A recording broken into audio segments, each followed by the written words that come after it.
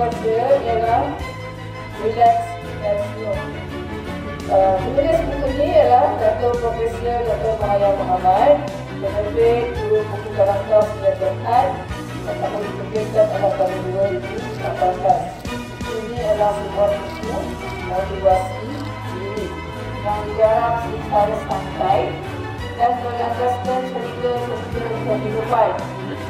Buku ini dapat memberi pesan atau semangat kepada siapa yang membacanya, bagaimana cara berurus diri supaya kita sentiasa berfikiran positif dan sentiasa mahu menjadi lebih baik.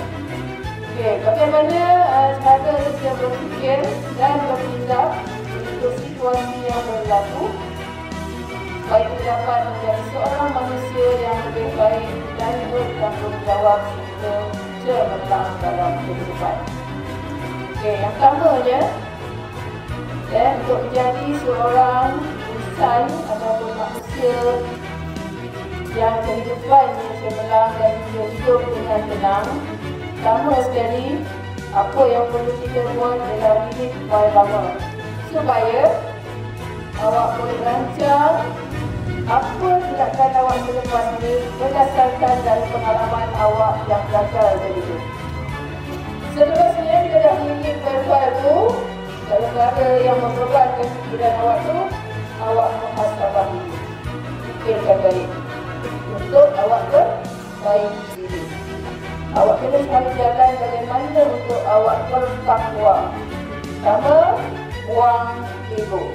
Perlahan-lahan terima nasihat, lama kelamaan awak akan rasa tenang. Kemudian, maafkan orang lain. Kalau sekali awak maafkan tu, dan awak akan rasa terbeban. Kemudian, bersangka baik. Jadi dari situ, awak dapat hidup dengan tenang dan boleh berjaya dengan cemerlang. Awak belajar sehari-hari dengan baik. Okay, yang paling akhir sekali, yang paling penting ialah senyum. Apa berlaku pun senyum dulu. Kalau kawan kemarahan tu, hiduplah dengan ikhlas. Apa perkara yang kita buat perlulah ikhlas.